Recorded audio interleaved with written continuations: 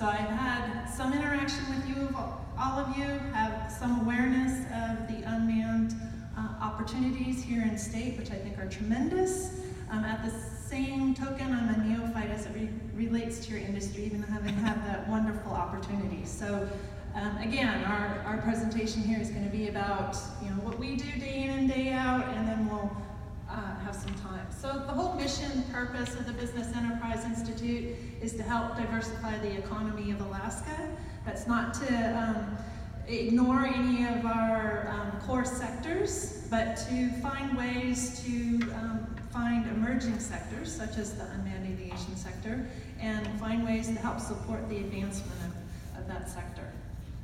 And our unit is located on the Anchorage campus. We do work across the entire state of Alaska. All of our programs work that way.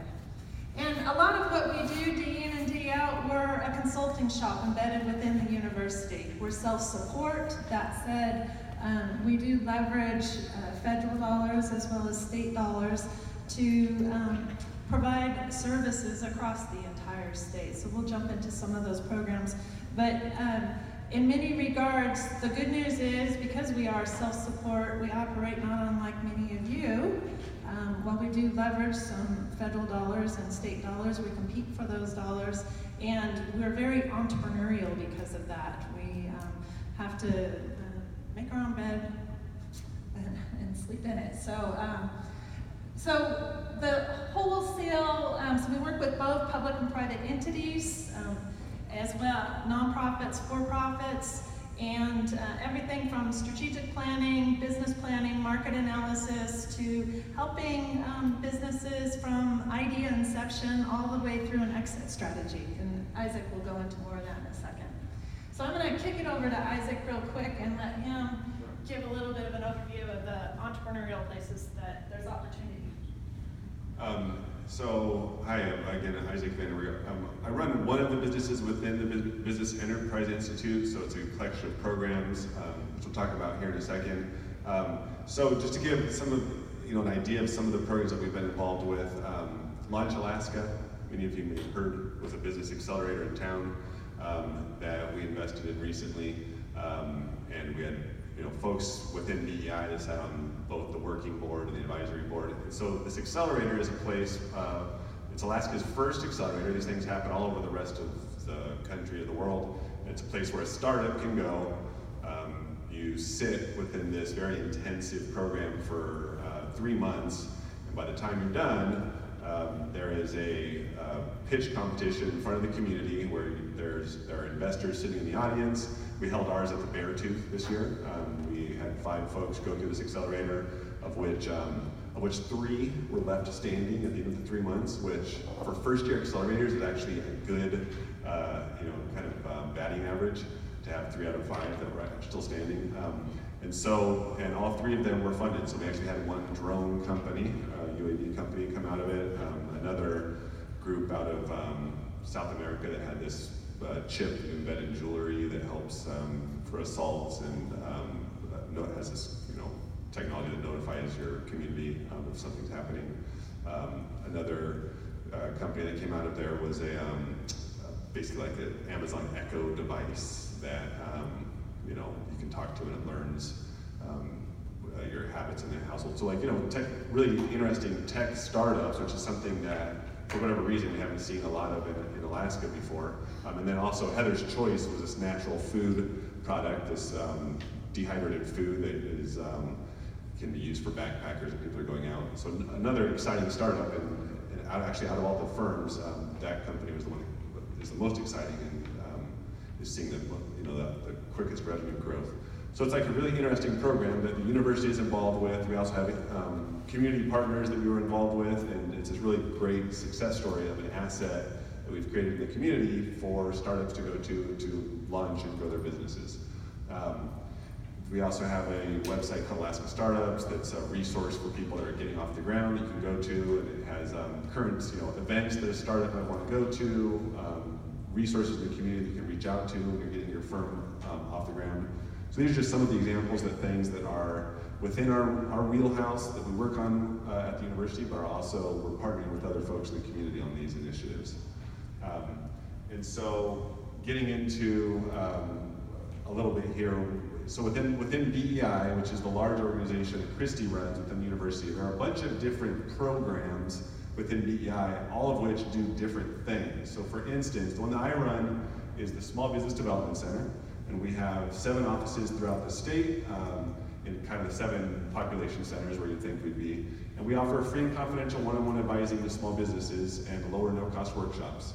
On staff, we have folks that are, we have an attorney, we have someone that's a tech person, a former MIT guy, we have former lenders, people with accounting expertise, people, QuickBooks professionals, and it's all, a free resource to Alaska's businesses.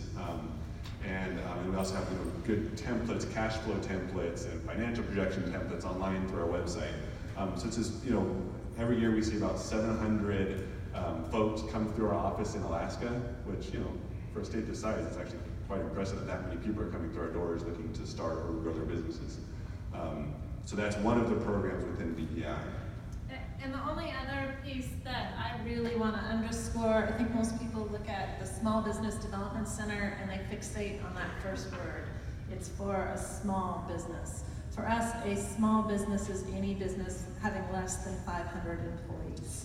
So don't look at Small Business Development Center and think this is a coffee kiosk, that's all they do all day. They're working with businesses that are scaling and growing to scale every day. Let's see which one. The next one. You want to? It's already. Okay. The other area that seems like many of you might have an interest in is our Procurement Technical Assistance Center. I think many of the opportunities that are available for a startup unmanned aviation business or one that's focusing in that space is doing work with the federal government. And so there is an entity that does nothing other than help businesses that are already scaled and or startup and how to prepare themselves to be successful in procurements with the federal government. So this is a great group. They do everything from workshops and trainings to what does that look like and where do you prepare yourselves to very deep dive consulting services with entities to help them grow their businesses. I'm gonna kick it back over to you. Joyce, we have 2 of these. Yeah. Technology. So another one of the programs is helping inventors, basically. That's the Trend program. Don't worry about the names of the program so much as like the services. So far we've covered, we do one-on-one advising for small businesses. We help folks get government contracts. This program is for inventors or innovators, people that have technology that you want to develop, a working prototype and then commercialize that technology to sell to first the government, but then after that, into the private markets. So we have this program through Trend where folks that have some technology or some innovation can get a small seed grant, basically a phase 0 grant to do some development or research on that technology. And there's this pipeline that we can walk you through to access SBIR and STTR grants. So basically just money to help develop that technology, get it off the shelf and get it out commercialized. And that's what the Trend program does. So we have the attorney I mentioned earlier that's on the staff has worked a lot in this area of kind of commercializing technology. So we can help out with that. Yeah, and that's one of the places where we do work across the full system. For instance, if Aquasi had a student that wanted to actually tap a business sector side, we can help create, once that bridge is created, we can help with the fiscal side of things together. So then minority business side, we have a minority business assistance center. If you're a minority that's looking at advancing your business or entering into the unmanned space, we have a team that does nothing other than help you here. You do have to be a growing concern that's already has revenues in excess of $1 million. So these are those firms that are really looking at perhaps acquiring and or helping grow a business to scale. And so it is a very unique component. But there's other, this team that Isaac's been chatting about. We have this suite of services, so it just depends on where you are in your growth phase And sometimes we'll be working with a business on this side that might be wanting to enter into the unmanned space and is looking for someone who has technologies in that space and wants to maybe acquire a business. So there's actually opportunities on both sides, even if you're not a minority firm. We also have a series of courses. We found that a lot of our corporate folks that we work with have teams that they're trying to improve some competencies in some areas, and so these are all non-credit courses. We have university faculty as well as experts from across the nation that help deliver these courses, and the whole focus here is to help folks get the training that they need real time in Alaska, and to get them in, get them out. And this is all, like I said, non-credit. This is just helping industry keep moving forward. So a quick overview of us as an entity, and we are going to stop because we want to hear what you want to know about. And can I just add real quick, so kind of the take-home message here, which we glossed over, is that there's this thing within the University of Alaska system where there's 50, we're actually a team of 60 now. 60 folks within the University of Alaska system that is really that nexus between industry and business and all of the university resources. And so you've got a team of 60 people of moderate intelligence that are there for you to help you. Either we can help directly with technical assistance, or we can quarterback you to the right asset in the university system. So this idea that the university isn't open to business, this is a role that we're trying to play. We're trying to be that nexus between industry and the university system. Is that fair? That's super fair, and thank you, Isaac, because I tend to just keep moving on, and I want to hear from you all. And I think one of the unique aspects of our team is we all have, in many cases, decades or more experience with the university, so we can talk the university talk side, but we also all have industry experience, and so we also, in many cases, can talk your all business side too, and so it is a very hybrid group, and a team that loves helping advance businesses across Alaska. And most people ask what we're measured on, and so how do we stay in business? It's when we figure out ways to bring capital into your businesses, when we're helping create jobs in your businesses, when we're conducting market research that helps you be stronger as industry, when we're helping communities across Alaska become stronger, applying the sciences of the university. So we'll stop now. Jay. Thank you, and I really appreciate the description of what it is you do, because that's not exactly what I thought it was. Okay, with that said, last year we had a bit of an effort at the Department of Commerce to develop an industry. Now I realize that you're working with individual businesses instead of with the state trying to build an industry, the workforce development and that sort of thing through the education system to bring this industry and attract it to Alaska. And granted, it needs to be attracting one business at a time, but that effort seemed to stop or stall. Can you address that effort? I don't know that I can. Yes, and actually I chatted with a few folks yesterday, and it does sound like it's stalled. I think part of the challenge from the commerce side is they took a significant hit when the budget ran through. And as you heard me start at the beginning, there's two things that really drive our organization. First and foremost, we really do fund our own bills. And so we will jump in where we're invited, so that's the second point. But if we're feeling like we're not really adding value and we're not achieving one of our metrics, sometimes our team will just jump back out. And so if you want us in part of that mix, we have to be invited.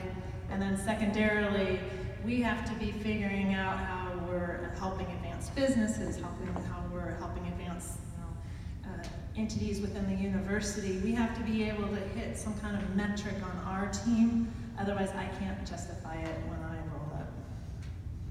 And so I don't know if that really helps you, and I know that it's a bad answer, but I think it's how all of us end up being driven. Well, because you're so much more involved in business than I am. Can you point to a group, a person, an organization that could be the kingpin to help make this happen?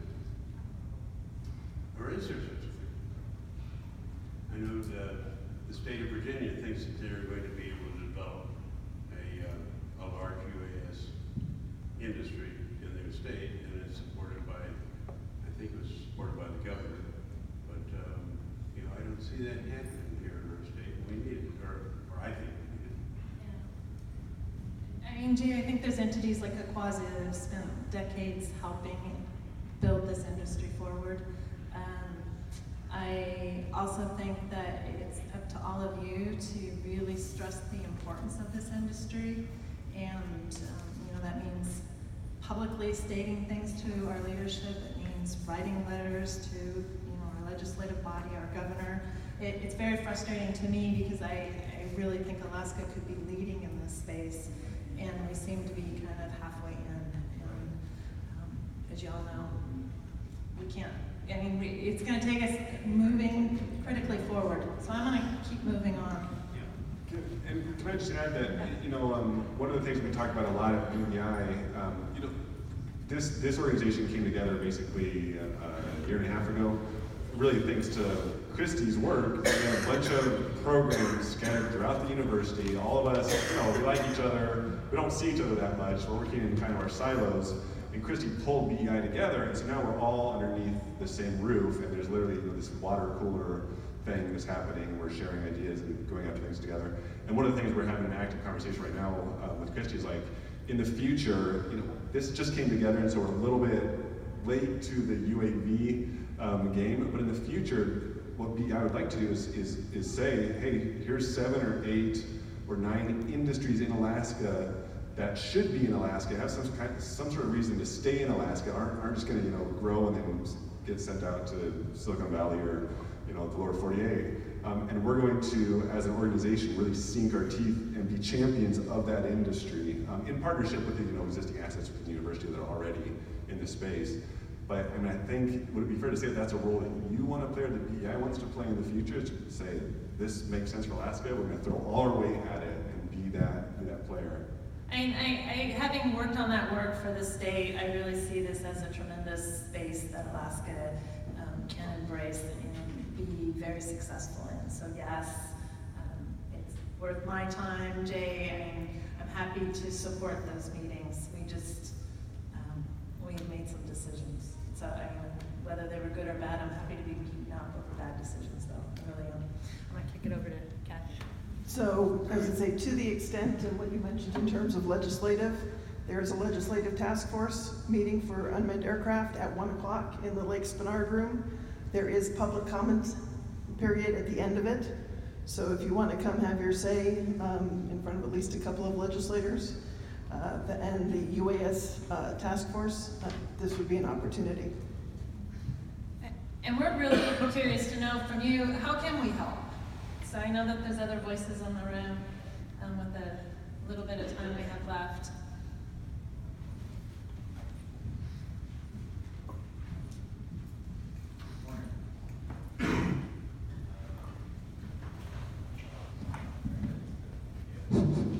Morning. My name is Rich Sewell, and I have several hats. One of them is I work for the Alaska DOT in statewide aviation, so that's my day job. In the past, I was the president of the UAA Alumni Association during the Mark Hamilton days. And I was talking to Jay earlier, and he encouraged me to talk about this a little bit as far as workforce development and students in the UA system. One of my takeaways from those days as the President of the Alumni Association, for kids that go out of state, 80% stay out of state. Now think about that. The flip side of it is, of the kids that go to school in state, to college in state, 80% stay here. And there's a whole bunch of reasons for that. But if a kid goes out of state to get this job knowledge, they start making connections, jobs become available, and of course they meet that future spouse. Maybe they go to the University of Oklahoma and meet a young lady there. She's not moving to Alaska.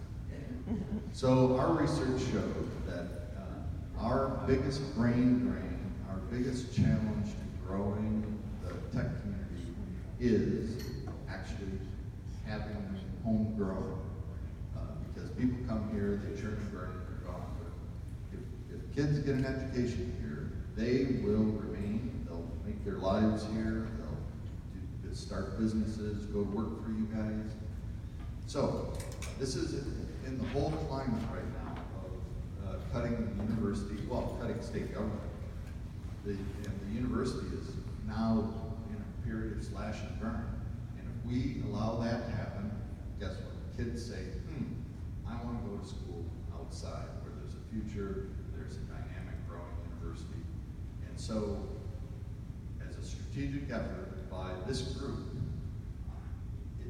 it's mission critical to support the university and figure out a way that the industry can advocate for university funding. And it's not just this program, it's the broad-based STEM. It's basically getting kids educated to be able to write, able to think. And so it's just not just one program, it's system-wide. So, and I've decided to get involved with the University Alumni Association again, because that's our only goal. Thank you. I talked to Shelley Hughes on a regular basis. And one thing to just dovetail on that, I think we agree entirely. Next week, just as a point of interest, Rachel Morse, who's with the UA Alumni Network, we're bringing her out. There's a group of 5 of us who are going out to Boston.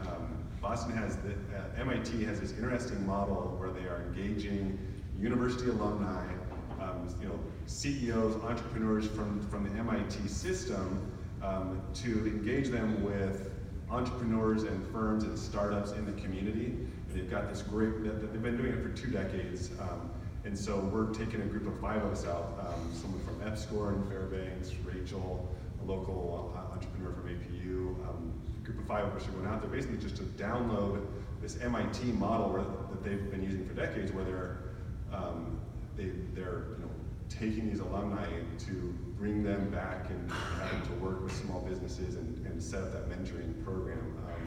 So we agree, and we're actively working on that also, and it'd be great to talk to you more about that. Any other questions for us?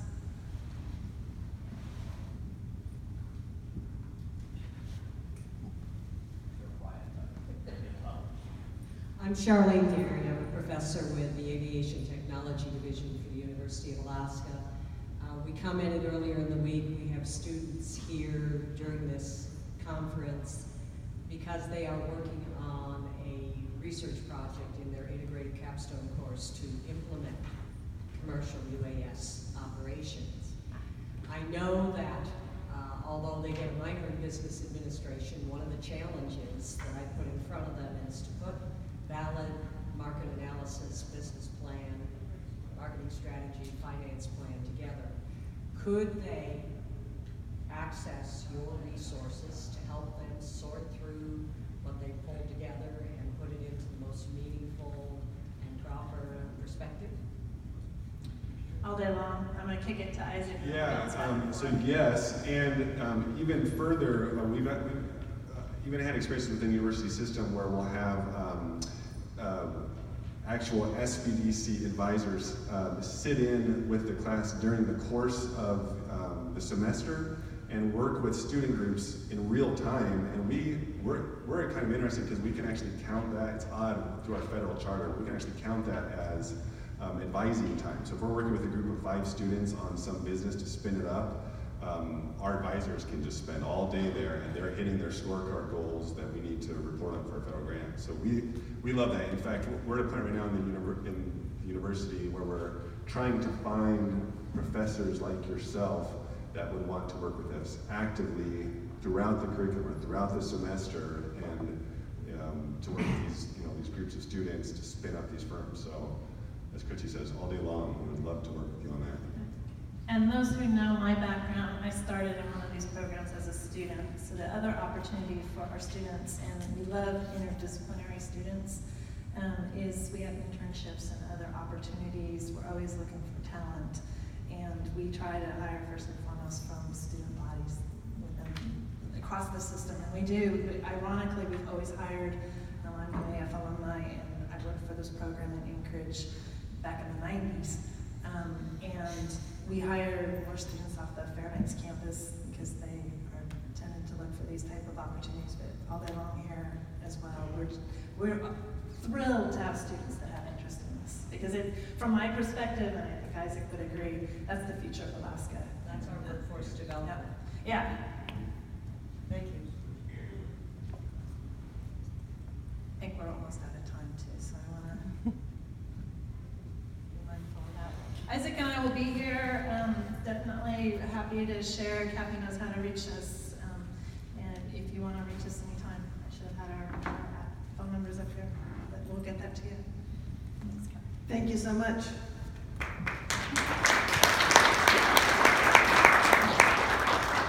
So they provide a great opportunity to work with university and actual people who know how to run businesses.